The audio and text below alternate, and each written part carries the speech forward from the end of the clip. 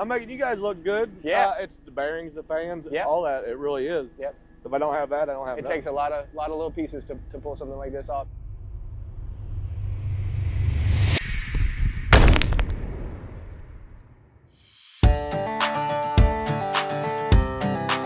Here I am in the 2010s, working at one of the world's top bearing producers. I'm still there, but over the years I've learned that to truly understand bearings, you have to get out, to go see them in action, and talk to the people who depend on them. I'm Drew with JTech. Bearings and their applications have taken me to some incredible job sites. So I'm on a mission to discover how these small parts power big operations. This is Out There.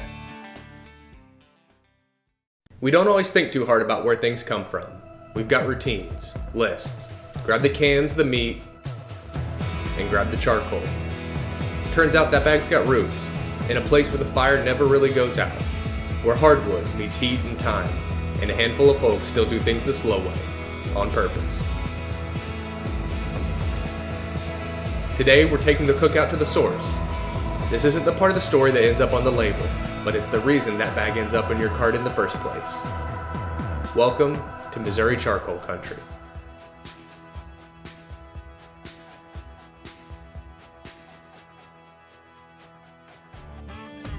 Slabs go in, smoke comes out. JR knows what happens in between. This is our slab yard here. Part of it, this is a small amount. So this is a slab. Yes, that's a slab. And what kind of wood's on there? Hardwood. Hardwood. Mostly white oak, black oak, any kind of oak. Why oak? Why does oak make the best charcoal? It's a lot more heavier. It burns longer. Okay. 3 to 3.5 days is a good burn. And who's buying all that love? Is it the barbecue guys? Yeah. Yeah. It's the best for the barbecue. Even the home grillers, everybody likes Okay. their lump. Yeah. Lumps, big seller. We talked about the quality of what goes in determines the quality of what comes out, right? Yeah. We appreciate that too. Good steel, good manufacturing makes a good bearing. So it's really not so different, no matter what part of the game you are. Right. It's warm. We just shut that one off. It feels good. Yeah. In the down wintertime, we just shut that one off probably 30 minutes ago. So it ran for 3 days, 3.5, I think. This one hit 3.5 days, and it's been off for 30 minutes. Yeah, that makes good. How do you control the fire? You know, it's a controlled burn in there, right? And so you're really rotating that fire slowly through all the way slabs. around, all the way around? Yeah. I mean, but I'm making you guys look good. Yeah. It's the bearings, the fans, Yep. all that. It really is. Yep. If I don't have that, I don't have It nothing. takes a lot of little pieces to pull something like this off. And yeah, it seems simple. You're burning how many slabs of wood in there? 60 to 80 bundles. Yep. Yeah, but a bad bearing could throw it all off. Yeah. Oh, wow. Halfway through a burn, right? You know, it's something like that. That would It could be a big. That'd be devastating. Yeah, a big deal. It that really put you is. behind. Yeah. Yep. You start starving the process up there, right up top of the hill. Yeah. If you don't have a good burn down here. Yeah, it really is. You're talking that on 24 hours, $100,000. Yeah. That's not good. Like we got to keep going. Yeah. Yeah. So putting a good bearing in, save $100,000. Yeah. Easy decision. Bearings everywhere you look. Makes sense. When the fire never quits, everything's got to keep turning smooth. That's where Eric comes in, and why Rick pays attention. So Rick, before we get to charcoal, a lot of things got to go right. Yeah, oh yeah. What happens if this fan quits on you? That belt stops, no charcoal's going up there. Having a PM is very, important. A lot less downtime. You don't want no You're downtime. Right. No money being made. Yeah. Yeah. So these are very critical to your application bit. So probably a 50 horse or a 40 horsepower electric motor running 1800 RPM. Because of it being belt drive, it'll actually have a cylindrical roller and this bronze cage that actually helps dissipate the heat, but it also helps out with the radial load. So putting the right bearing in this here ensures we got production up the hill. Okay. Yeah. Yep.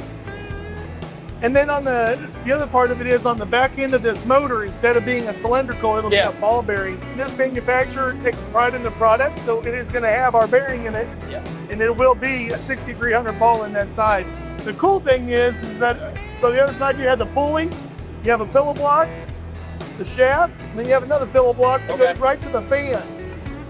And then that's a spherical bearing for that. Because of the wobble, the fan, you gotta have some room. And some, superior thrust. You want to make sure that it'll handle that load Okay, as well. so it's getting load from above and some from the side. Exactly. And so that's where a bearing like this makes the difference. Yeah, because it's increased load for that. So yeah, and this will take care of that easily. It's amazing to see how many bearings are needed to take wood and turn it into charcoal. Tom and Corey from J-Tech Field Service are on site today to keep things turning, checking key points, spotting what most can't see. They don't just fix problems, they find them before they start. On-site analysis, precision testing, and a few other tools in their kit. When you run this hard, you need a support team that does more than just show up. We're at a customer location here doing a vibration analysis and thermal imaging. I'm Corey Beck, Principal Field Service Engineer for J-Tech. I'm Tom Green, the manager of the J-Tech North America Field Service team. We do a lot of mechanical on-site services for the customer. So for instance, if they needed us to change the bearings, we will actually go in and remove the bearings and put brand new bearings on there for the customer. We're excellent problem solvers. We look at different issues on top of just bearings to help maintenance crews. We identify issues, including overtension belts. Could be anything from loose bolts, failing structures, cracks.